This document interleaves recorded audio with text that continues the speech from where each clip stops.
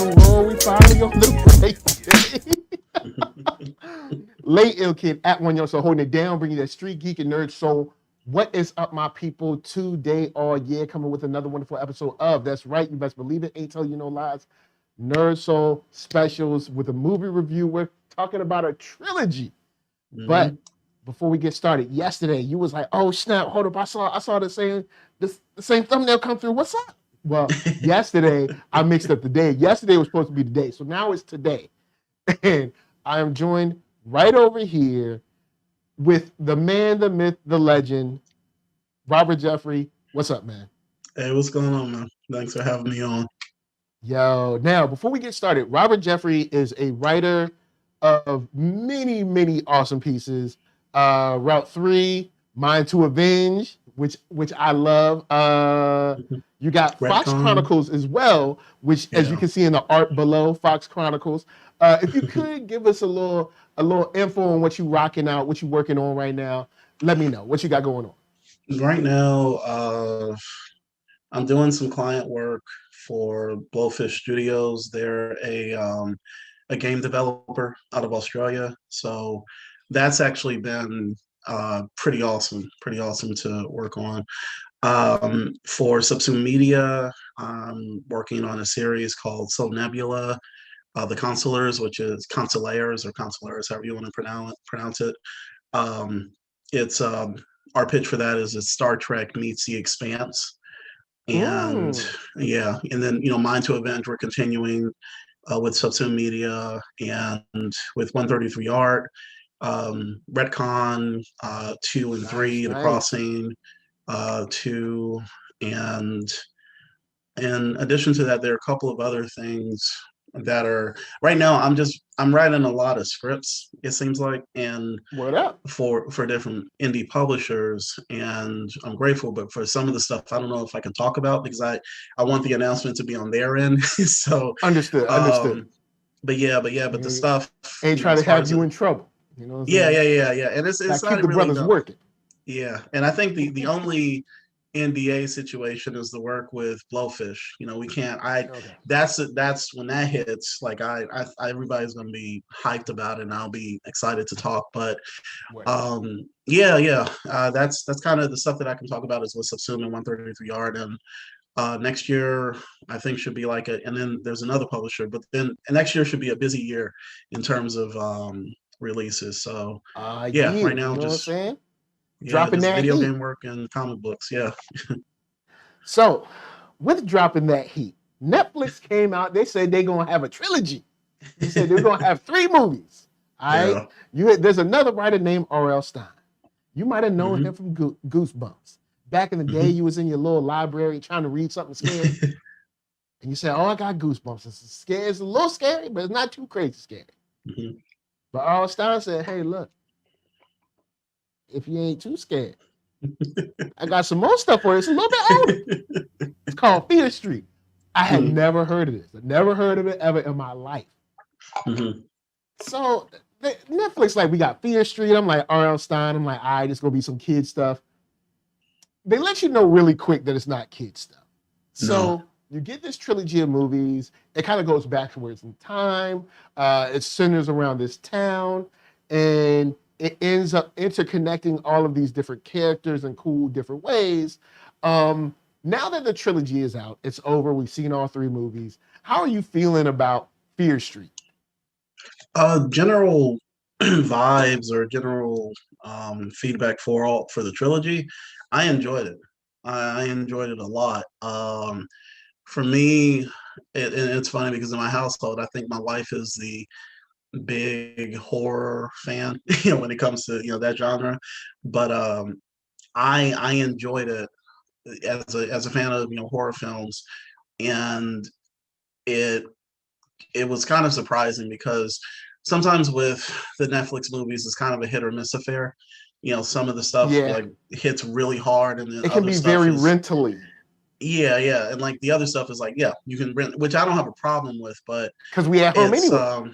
yeah, where exactly, but this worked, and then there's stuff that's just like but this this worked. It really did for a few reasons, and I think part of it was the release schedule. You know, we got one for the month of July. It was like Fear Street month for, you know, for all those Fridays. And Pretty much, yeah. yeah, so I enjoyed it. I enjoyed it a bit for, you know, for a few reasons. So All right. So when, you know, I wasn't even checking for it. And I think I saw either you or Greg Anderson Elise, another writer, creator, shout out. dope stuff. Don't sleep Yep. on them. One of you were singing the praises of it, and I was like, man, I ain't trying to see this whack stuff. I was like, you know what? Let me see for myself. I'll be the judge of that. So I turned on Fear Street, the 1994, of course, the first one. And at first, for like the first 10, 15 minutes, I was like, yeah, I don't really care too much. And then they ratchet up the kill count. And I was like, let's see So where this goes. The kills is what brought you in further? The kills brought me back. And because I do like how this movie plays favorites, but not too much. Like talking about 1994 in this case. And the trilogy kind of plays favorites, but not too much. And they have some cool twists and turns. And I like how 1994, in bringing you into this, lets you know that there's a deeper history going on. And it twists kind of certain things. Like you got your boy, let me see if I can pull up the cast and stuff. But what is the brother? Josh. So Josh comes in, and I'm thinking him and old girl, Kate. Dina.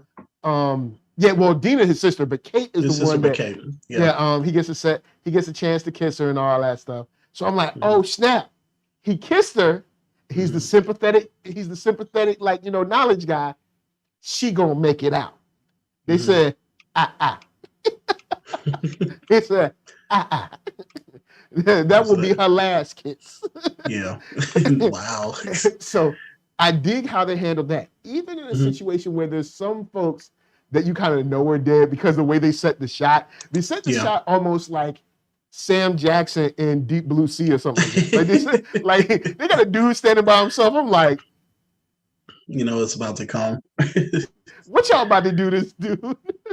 Yeah. But they play with some cool stuff, and I ended up enjoying the movie more than I thought I would, to the point where I was like, yo, man, where's the next one? I gotta wait till next week. Like, it started off, first 10, 15 minutes, I was just like, man, I'm about to turn this off. And then I was like, you know what? No, hold on. It's kind of cool, even though they do. The main thing this does that I always get mad, and I won't dog this too much. I'll just say it like once or twice because everybody does. Whenever there's high school kids, apparently nobody's parents are ever home. Like, now I know if you add in parents, it makes the story harder because when you add in parents, you have smarter people or people that are a little more wise. So either A, you have to work harder to make them just completely stupid parents, but then you'd be like, okay, well, if they're so stupid, then how do they get a job to be able to buy this house, to be, you know what I'm saying? So I know there's a lot more work when parents are around. But it's like, ain't nobody's mama, nobody daddy, nobody nowhere. Like, we know there's parents, but you never see them. That's the same with any high school show, so I'll let that slide. I mean, especially with Dina and Josh, because you start wondering, like, you know, this is the most inept father on the face of the earth. Like, we don't ever see his face. So we're speaking with, let's just say 1994, Fear Street 1994. Yeah. I was only familiar with Goosebumps, so I knew about Fear Street, but I just never read the books, and it was nothing against the series or anything. I just never got into them, so, or, you know, never got took a chance to read them. But when that store opened, when that movie opens, without giving any spoilers, for me, because I knew what they were shooting for with that first. There's a kill. Okay, I'll just say that. First 10, 15 minutes. We're full spoilers here. Okay, we're full spoilers. It's on Netflix. Everybody got Netflix. Look, we full spoilers. Okay, so when she's killed, for me that was an homage or a callback to Drew Barrymore at the beginning of Scream. So Yeah. that for me, and the other part of that is that the girl working at that, I think it was a Walden Books or B. Dalton. Oh Um, wow, B. Dalton. that yeah, kids look it up. So that mall where that was shot, that mall was like that. That was my mall. That mall, yeah, Ah. that was for the people in Georgia. That was North DeKalb Mall. And Mm. when I moved to Chicago, back in the around the time that this was actually supposed to be set, 94, 95, Hmm. I would go to the Walden Books in that mall and shop for like X-Men books, X-Men novels, or Marvel novels. Dope. So it's this weird thing. And then also shout out to Challenges Games and Comics. That used to be an arcade at that time that I would go to play. So in my mind, I'm watching this thing that is somebody's getting murdered near a bookstore, a bookstore that I used to shop at. And it's this weird kind of convergence of memories of growing up in Decatur and going to that mall, but then Mhm. also realizing that this mall has become a major production location for a lot of places. Like Loki was filmed at that mall. Oh, Watchmen was word. filmed at that mall. Yeah. So if you do a search for North DeKalb Mall and filming locations, so for me it was Perfect. weird. It was this weird thing, and I remember also being in high school when Scream came out, and everybody saw it that week, seeing it that weekend, and they come back to Stone Mountain High School and they're saying like, you need to go check this out. So um this had a lot of like Scream kind of vibes for me, but there's a bit of supernatural influence, like supernatural Yep. meets slasher, and it Yeah. worked for me. Like there were people of color in it, which was Hmm. not the case in Scream One, and which was not like that was the whitest you town had I to had have seen in a minute. you had to have Right, like a but pause button in that joint. exactly, Be like, like oh, wait a minute. yeah, it was all way in the back, way in the back. Um, and I like the lore that they started to build, because when they started doing the flashbacks to the witch, who had placed the curse on the town, that got me even more invested into the story. Because if it was a typical slasher, I don't know that I would have been as interested if they didn't Okay. have that back history. And then you had the the shady side, and then the Sunnyvale. I'm mixing the names up, Uh, but whatever yeah, Shady name shape. Side and Sunnyvale, I think. Sunnyvale or Sunnydale. I always mix Sunnyvale up with Sunnydale from Buffy, but Oh that yeah. rivalry was very interesting to me. So the lore that they built within the story had me a bit more invested than I probably normally would have been. So Okay. that's at least for 1994. Also in the connection to Georgia. So I was like, that tree ain't in the Yeah. middle of the food court. So, but anyways. And I remember coming up on this and saying like, okay, this is getting better and better. Mhm, There's cheesiness, but a good amount of cheese, I guess you could say. mhm, Um, and they don't super. It's like it's weird. They don't overplay too much in 1994, and that's something that I dug. The kills I dug, and just how they kind of laid the groundwork for something deeper. mhm. Shouts out to Jenna James says same. I wasn't checking for it either. I honestly just stumbled on it while scrolling through my Netflix suggestions. When I saw R.L. Stein, I was like, let me give it a chance. Mhm. Now, of course, I'm not going to let 1994 get out of here without any kind of knocks. I did enjoy it, but I gotta knock it. Like, okay, so there's this one part where Dina and hold up, what's the girl's name? Dina and Samantha, Sam. Dina and Mhm. Sam are going back and forth, right? And of course, she's mad because she's with a new guy. They used to date, and now she's with a new guy in Sunnyvale, right? And she's like, he's grabbing all over you, he's groping you and touching you. I'm like, yeah, like you want to? Like what? I mean, do you also not want to grab, grope, and touch Sam? Like, don't hate the player, all right? Don't hate the player. For, Hate the I mean, guy. you, yeah, for me, it wasn't. because trust me, Yeah. if you the second y'all got a chance, what was you doing? groping, grabbing, and touching her. So stop it. Stop the lies. Don't be acting like you are holy. Yeah. You know you want to get dirty.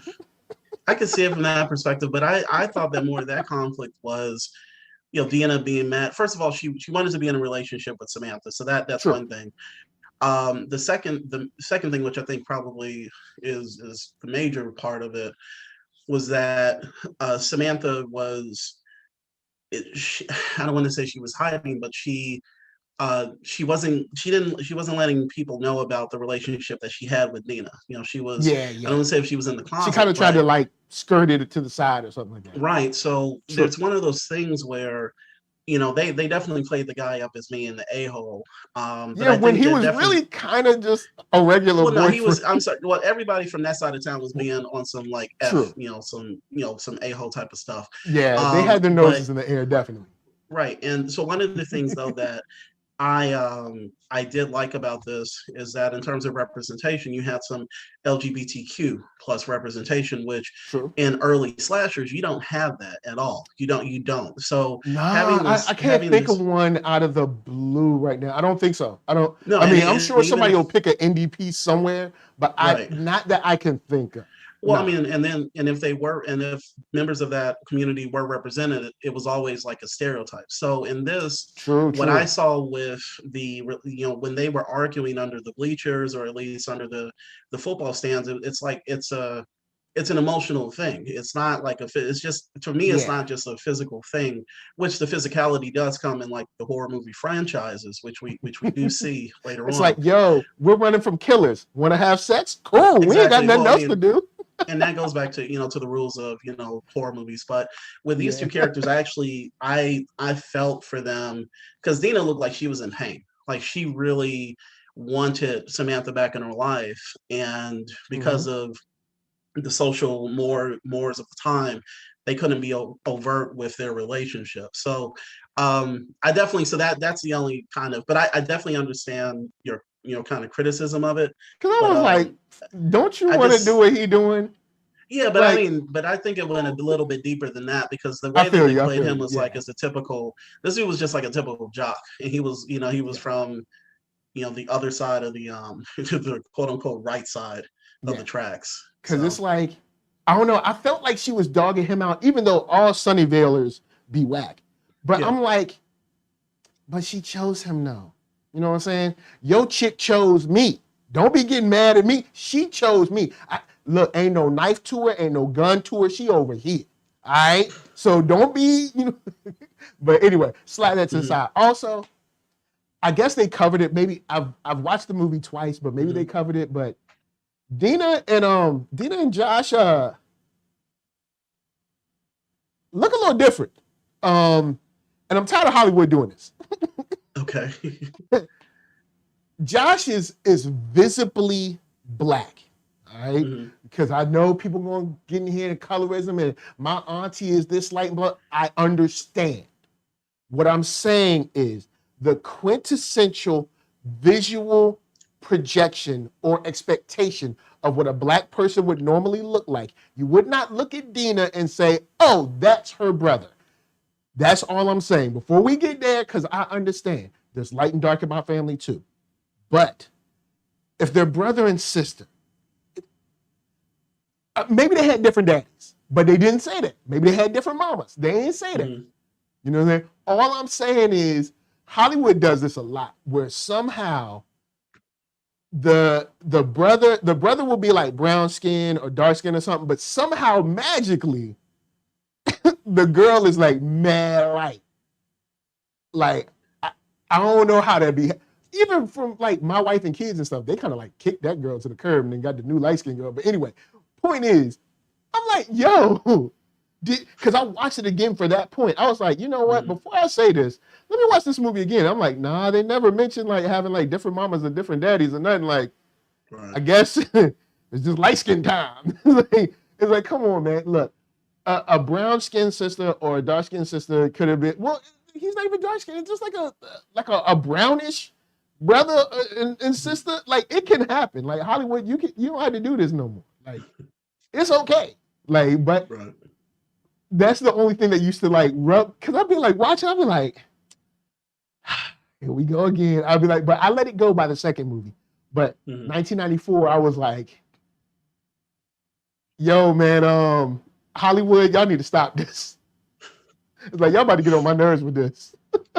And Jenna James says, facts, Hollywood love doing this BS. Yeah, I don't know why they do it.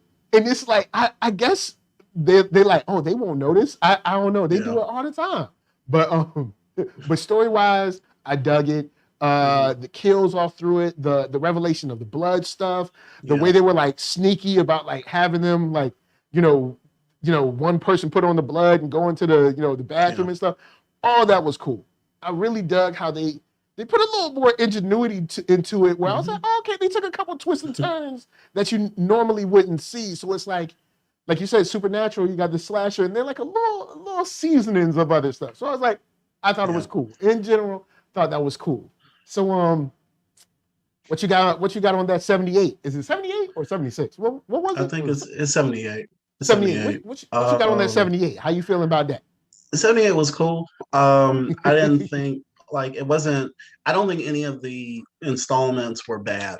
Okay. As far as just like a ranking of preference, it was probably last on the list. Oh really? Because there have so many kills. It's I mean, sorry, like the kill count. A kill count does not make a great movie for me, So that I mean, and the kids weren't safe. I actually felt that the kills throughout this series were creative. Like, shout out to whoever handled the special effects and the practical effects for the blood and gore, because like I can do with a good set of kills, but with this one, it was cool. I enjoyed it. I felt that it progressed the story along, and that's kind of just where I'm at with this one. I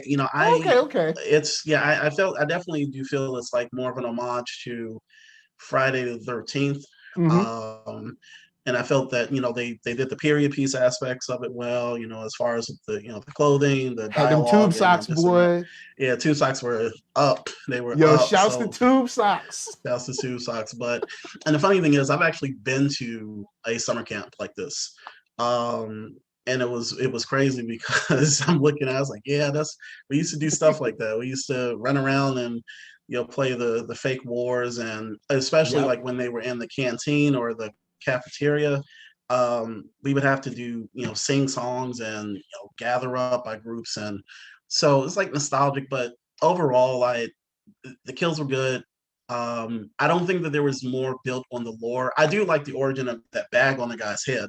That was actually pretty cool. And the fact that they did take this guy who you felt would be like the hero of the typical quote unquote hero, and he's killing kids. So that actually I did enjoy that they kind of turned that trope on its head. But I thought it's a good middle piece. It's a good middle piece between the two. All right, cool. Because this one at first I was like, oh, okay, I get it. You're gonna have the the camp thing, but when they let me know, oh, kids ain't safe, and I was like, ooh. Because I hate Hollywood bringing kids into a space, because I already know the kid's not in danger. Oh, the kid's hanging from the window, they'll be all right. Something magical is going to happen, they'll be fine. Stop bringing this kid in here. They're not in danger. It's a waste of my time to watch it because I feel no sense of urgency because they're not in danger. I know they're not, but here, because see, here I thought the killer was just going to go around and like somehow not kill the kids and just get like the counselors, but nah, bruh. No, if you were shady side, you was gonna get it. No matter. They was not playing no games. Yeah, no, continue. I just like how we got a little more deeper. Like, all right, cool. We learned about the witch. Yeah. Now we've gone underground. We found there's spiders through all this, tunnels and stuff. And then you see like this pumping heart or something.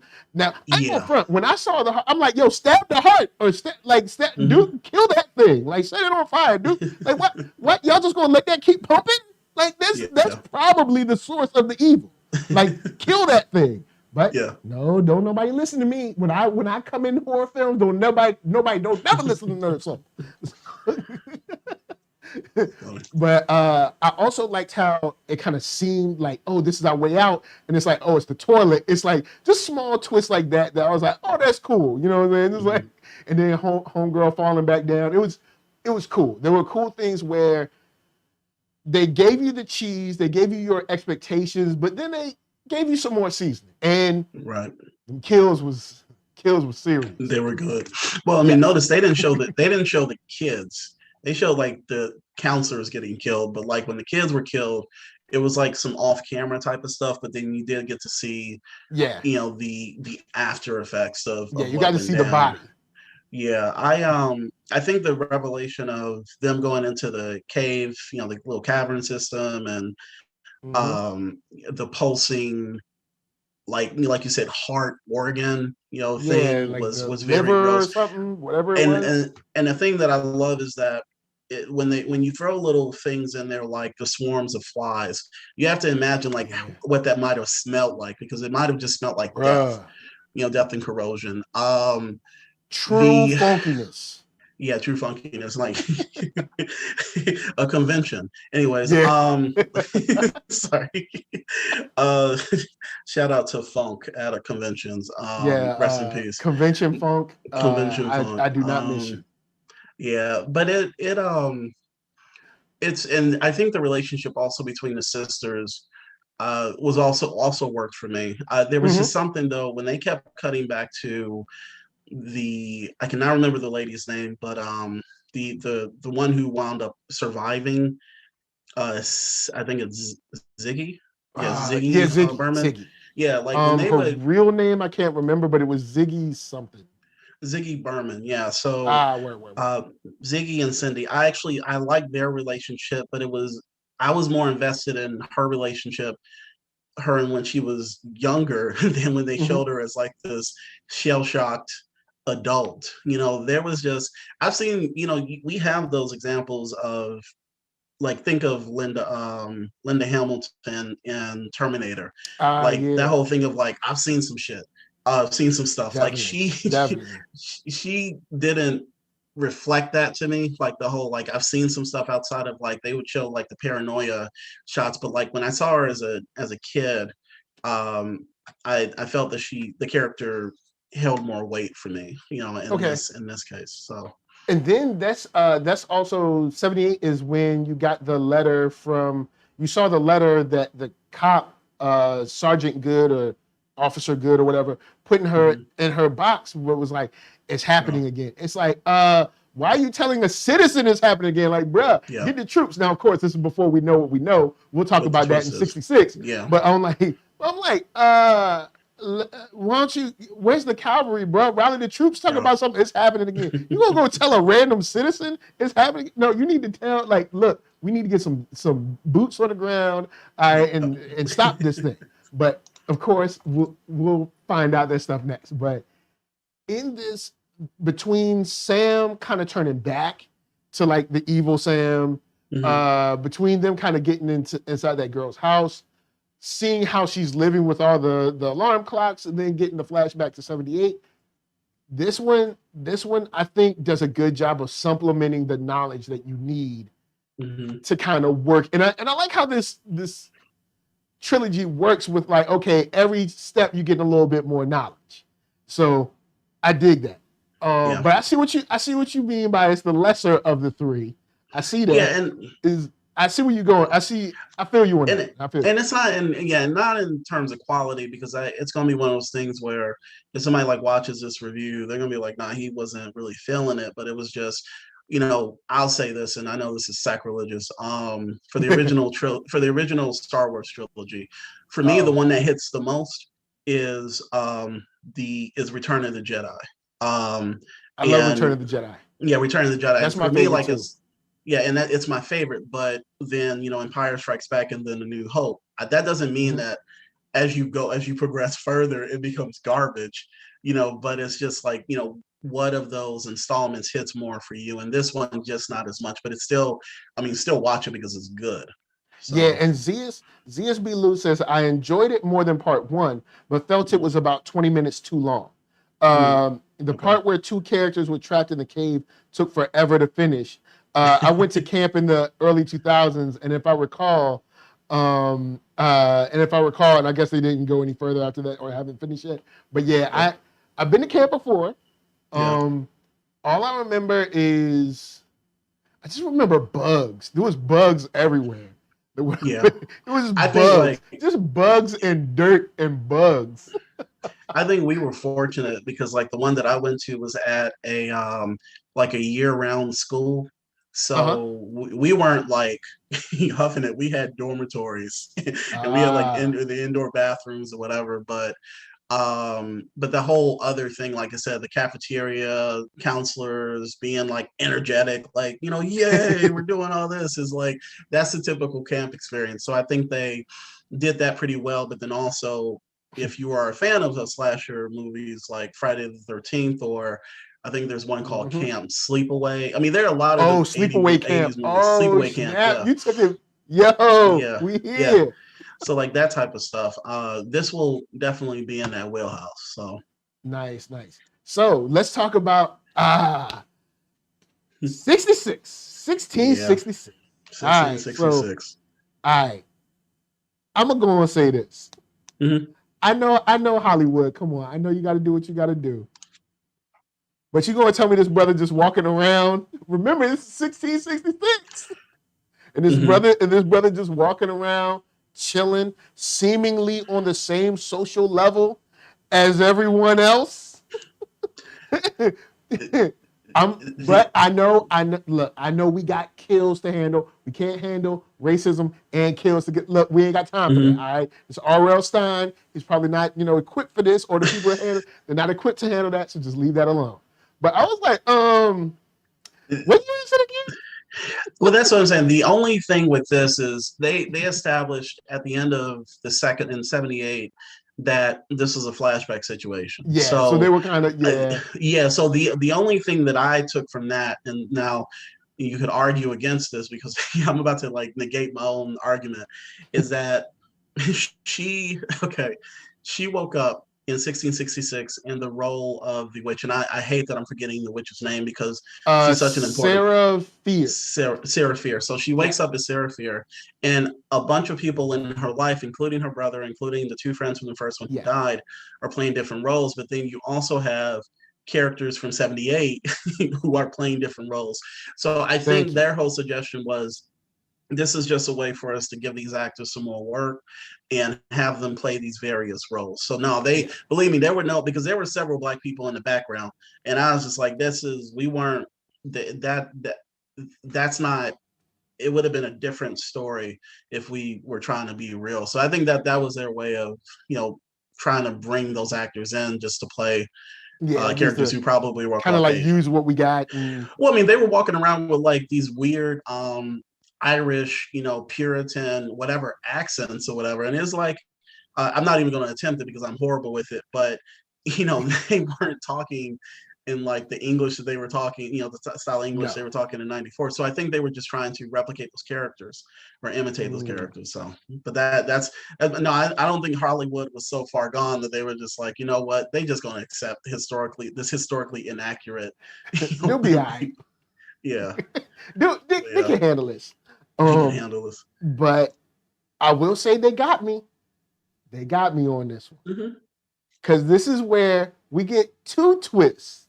Yep. We get the twist of who the real witch is. Yep. They got me. I was like, hey, you know what? Look, I'm a fair man. I'm not made of stone. If you get me, I'm gonna let you know. Hey man, look, you got me. And they did. I was like, yo, wow. Okay, you got me on a twist. Then I was like, oh snap. The cop. Oh snap. Like once I connect, I was like, yo, the cop, y'all gotta go. And I was like, then I was like, you know what? You got me twice. Respect. Now, this is where the LGBTQ part, LGBTQ plus part, and this is no disrespect for y'all even coming here, it's just me forgetting the part, but this is where it became too melodramatic because it was like, oh, my love, and I love it, and I love it, sacrifice. I was like, God, because it was dope in '94. Like in '94, they were just able to just kind of like be with one another, and it didn't come off sappy. And this one, right when they got around the part where the sacrifice was coming and like people were like looking for him, searching from home to home, all of a sudden their relationship became like sappy and melodramatic. And I was just like, it seemed like they were trying too hard to like push us over the edge. It's like, yo, we know they care about each other, man. It's cool. You don't have to do, you ain't got to do all this. Like, we know you don't have to make them like, I don't know, like soap opera characters. Like, at least for me, it came off sappy. And, but in the whole totality of 3 movies, it's a very small part. So, you know, I'm like, I know she had to sacrifice herself, but the whole kind of like, her like, she did nothing and I changed her mind. I was like, please. But I get it. She had to save the girl. Her hand was already gone. So, I mean, look, just let me go and get my death. And then, but she was like, anything you do. She might as well have spit in the cup of that spit in that tea, that sweet tea. Shout out to The Color Purple. So this I enjoyed this a lot. It had and I know people going, you know, whatever, had vibes of more so that movie called The Witch. If you remember from, I still haven't seen it. Yes, 2015, and same thing here. I know about Reputation, and I've you know, trailers, and I still need to watch it. But vibe-wise, it reminded me of that. But then also, taking back a little bit further, it reminds me also kind of The Village, you know, by Shyamalan. Like I said, say what you want to say about the quality of it, but as far as the general vibe and the setting, Village was fine until we got to the end, and I was like, hold up, bro, y'all got a lot of explaining to do. That seems to be par for the course with him, but I think he's actually done some decent stuff within the past couple of years. To M. Night, his last 3 movies, I'm back, and 3 for me, you know, like in sports, 3 is a streak. So he on a good streak with me now. So his last 3 movies been cool. Old is coming out, so we'll see how Old does. It's a new one, but vibe-wise, we're talking about different horror movie genres. This is another supernatural one, except it's like the old English, the period. So you can cite 2 movies that they're referencing when it comes to this, especially like when the animals start dying. When you watch the trailers for The Witch, you're seeing like goats, a little bit of sacrifice, just animal involvement. The question about witchcraft, folks reacting to it negatively. The other thing, as far as with the relationship, so because I'm not a member of the LGBTQ plus community, one of the things that I wondered was how their relationship was depicted throughout this entire series, especially with this, because it seems as if there is the undercurrent of definitely homophobia wrapped up within religion when it comes to their relationship. And as especially at that time. Yeah, right. And I was going to say, as a hetero Black man, watching this part, some of that, I'm trying to think of the right way to say this. If I'm looking at that and I see, if it was like a Black couple, I would get irritated because it's the same thing of like Black trauma, at that point. Yeah. So I'm wondering if somebody from that community is watching this and thinking that it's LGBTQ plus trauma. Like, you're using this relationship to be the catalyst for everything that comes afterwards. And you know what? You're right. Because a lot of this is wrapped up in, it's a good, even to a degree, 1994, a lot of it is wrapped up in just them being together. But see, at the same time, they might not care. I don't know. But I see where you're, a lot of it is wrapped up in, like, it's just because we want to be together kind of thing. Right. And that was the thing that when I felt that I can only imagine what it was like for men and women and people who I identify as trans is like coming out during that time or just period.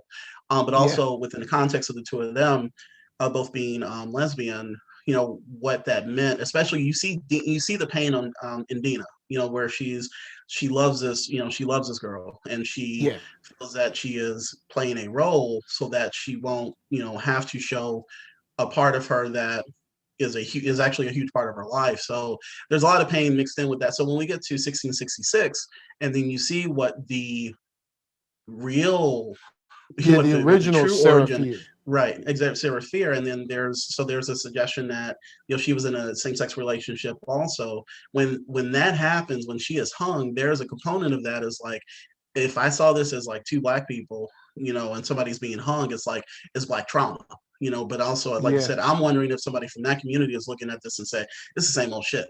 Like they're killing us again Yeah. to propel the plot, to propel the story. So that's the perspective that I And was partly looking at this from. speaking of the LGBTQ plus aspect, that's why I thought the dude was the way he was around Dina, or I guess fake Sarah at this time, Mm-hmm. because I figured, oh, he's probably gay. That's why, he's kind of cagey, reserved, Mm-hmm. and he kind of like accepts her because he's like, oh yeah, you and I are the same. You know what I'm saying? I'm gonna keep your stuff on the low, keep my stuff on the low. But no, he was keeping demons on the low. That's what he was Right. doing. He said demons on the low. he was keeping the devil on the low.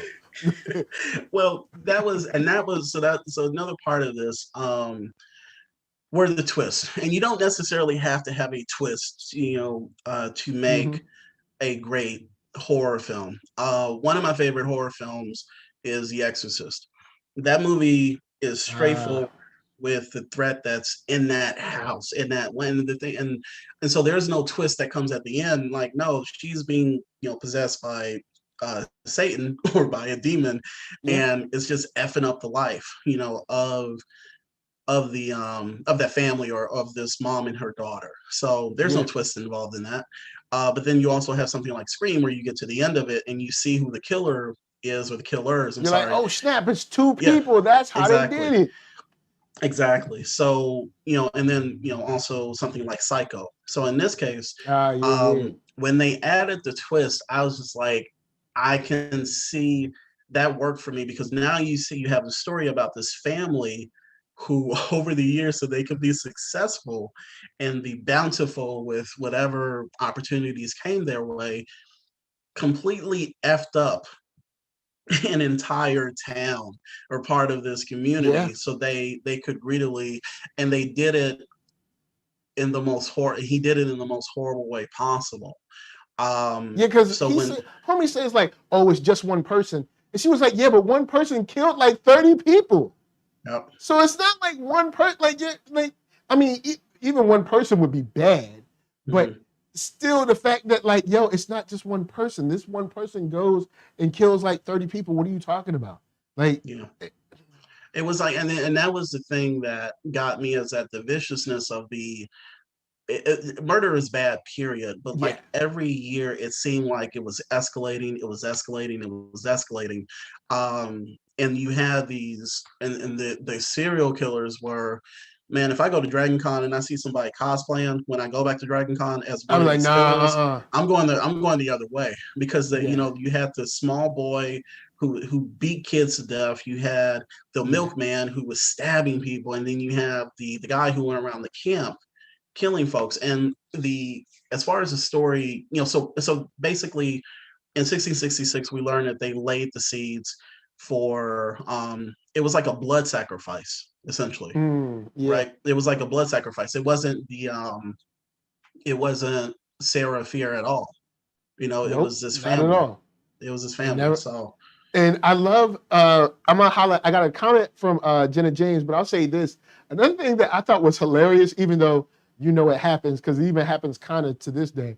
But mhm. the dude was like, I know she's a witch. I have proof. And I was like, oh snap, word, you got proof? It's 1666. But you got a recording, a video or something? Maybe an eyewitness? And he was like, I saw it. That's not proof, son. I'm sorry. Well, Proof, we because back then, that was the proof of the day. The proof was like, I got proof. yeah. What? I saw it.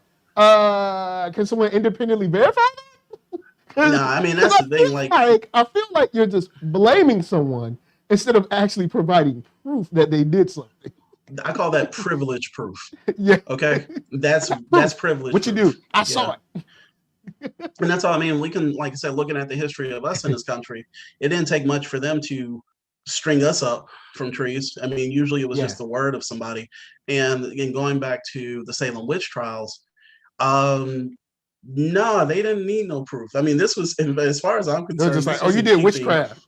It's like, Exactly. I mean, did you see witchcraft? Or anything are you outside of just the quote saying it? unquote norm, yeah, was considered witchcraft. So I just that seemed like typical privilege ish for Yeah. me. Now, So Jenna James says, I love this series. I went into it expecting not necessarily a trilogy, but a series of films that take place in the same universe. That ended up mhm, being somewhat true, but I think it helped me to appreciate each film on its own, particularly 1994 and 78, both mhm, feeling like they were homages to their time period and horror films mhm. around those time periods, Scream and Friday the 13th. And then 1666 felt like this awesome bow on top. I agree 78 had a little to add to the overall story. Or sorry, had little to add to the overall story. I enjoyed a lot of it though. It scratched the itch that AHS just hasn't for me. Although I love AHS 1984. Okay, Wow. off topic. American Horror Story. The first 3 seasons, I'm down with. Mhm. After that, They're so in eh, and once again in my household, that's my wife. Like my wife watches American Horror Story, and the one season mhm. that she actually had me, I sat down and watched with her was Apocalypse. And Apocalypse was the one where they were bringing in elements of Oh, earlier seasons. Yeah, so that's when I mean, I Ryan Murphy to me, just like Shonda Rhimes, this Misha Green. Like I love showrunners. I love following their careers. And he's one of mhm. those dudes who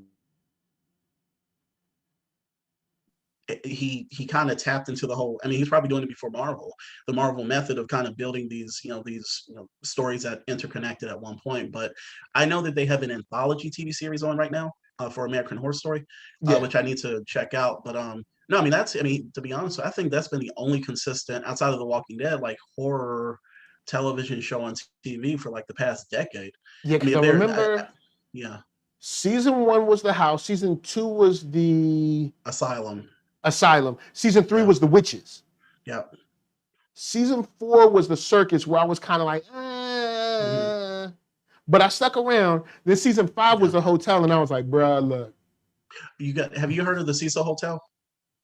nah.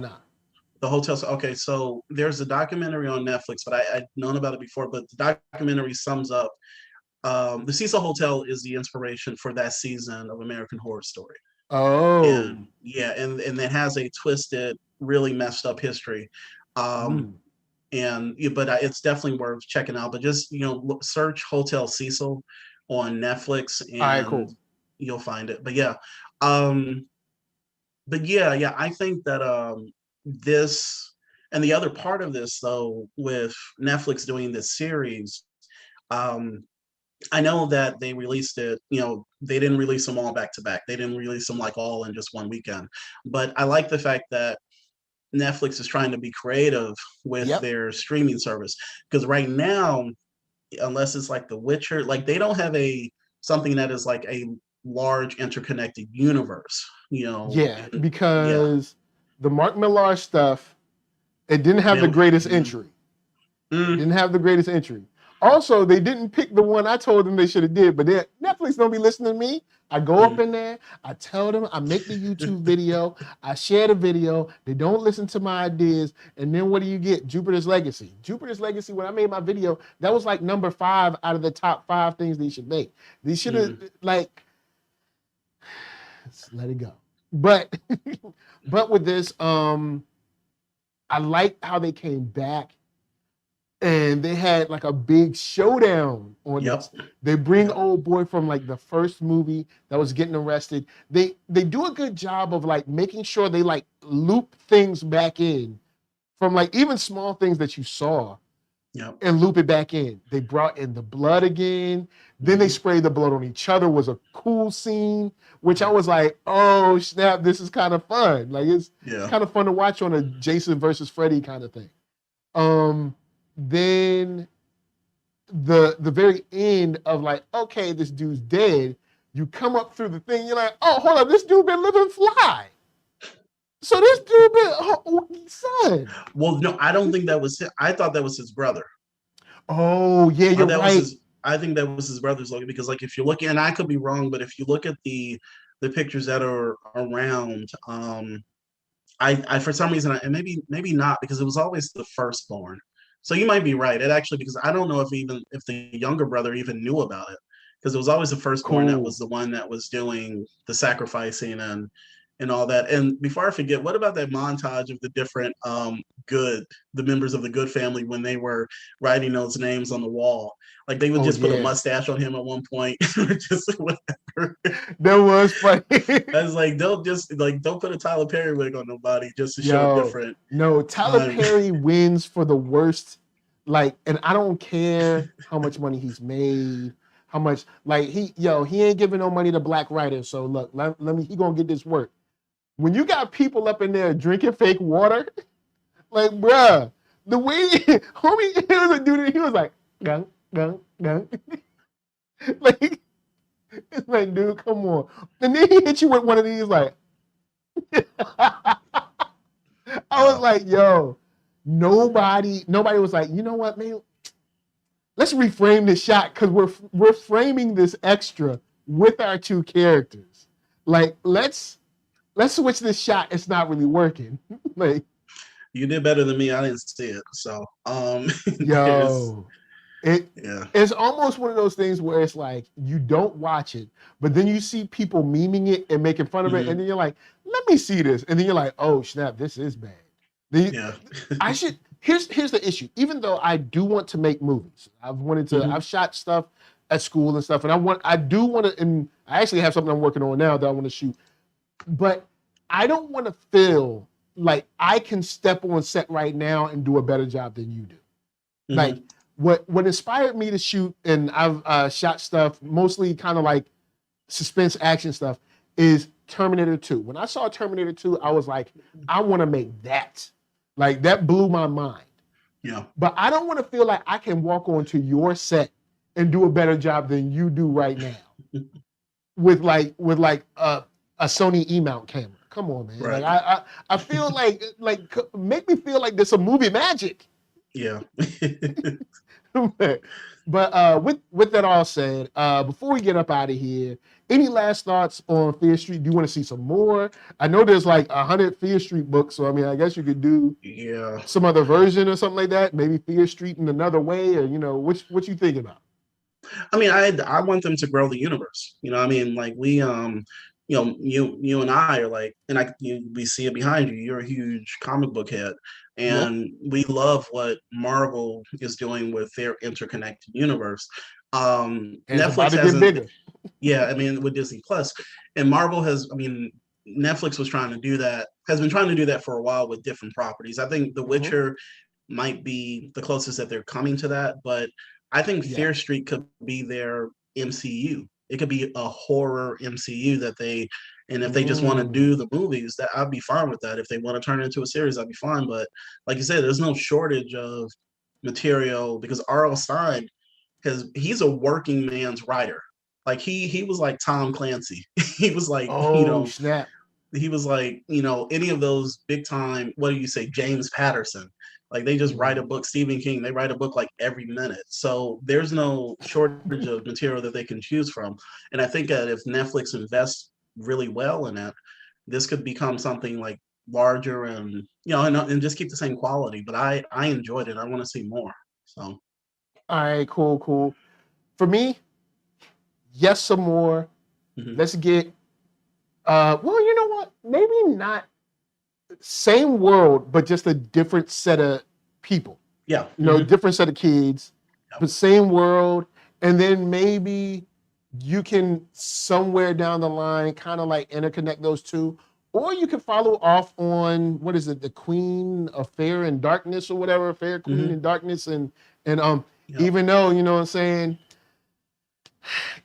Hollywood, come on. I mean, I know you got to do it, but I mean, come on. I was like, come on, man. You know what I'm saying? He already had a joint. You know what I'm saying? Let him get a sister in it. There ain't no sister in his school, but you know what I'm saying? Look, at least he found love. Possibly. Mm-hmm. I don't know. Who knows? Or maybe he just found someone who like is super into like, I don't know, psycho killers.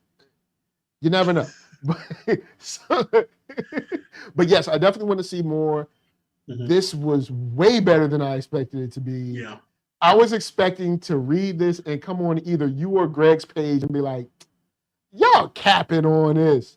But then I was like, no, I like it. I like it a lot. Yeah. So, guys, of course, before we get out of here, I'm going to throw it right over here. The dude writes a whole bunch of comics. You need to check them out. Robert Jeffrey, say what's up. Hey, you can find me at Robert K. Jeffrey, JEFFREY.com, RobertKJeffrey.com. And Instagram is, as far as social media, the best place to reach me is, that handle is RobertK.Jeffrey. So RobertK.Jeffrey. And and I think that's about it for now. Yeah, so look, like you heard from the top, Route 3, Mind to Avenge, Fox Chronicles, got video game stuff. Like, do be right, man. Are you, hold on, Retcon Changa the Jade Obelisk? Yeah, that's me. And The Crossing. A whole bunch of other stuff, all right? Yeah. Bunch of other stuff. Check them out, dudes for real. As for me, NERDSoul, Facebook, Instagram, Twitter, all them places, hit that thumbs up. If you like what you're seeing, hit that thumbs down. If you don't, but you hit that thumbs down, I'm going to send Sergeant Good after you. Sergeant Good, Captain Good, Lieutenant, I don't know what he is. He's a cop. all the Shady Vale, whatever, all the serial killers. Yeah, all the serial killers, they're coming after you. Yeah, all right, there's a kid, there's a girl with a razor blade, it's a dude that got a bag on his head. Was it the like milkman? No, that was a milkman. He wasn't a doctor. It was a milkman. Milkman. Just a whole bunch of people. You ain't gonna be happy. All right. So with that said, shouts to the chat, Jenna James, Antoine Allen, I think was here yesterday. ZSB Lou, Tracy Lee, even though she ain't here, shout out to her. Kibi23, a whole bunch of y'all people coming through being dope, whether you're lurking or not. You know what I'm saying? From us to you, thank you for watching. Wu-Tang is for children, and peace. That's right. We're going to leave y'all with some Parker Lewis and Arcatron. We out. Yeah.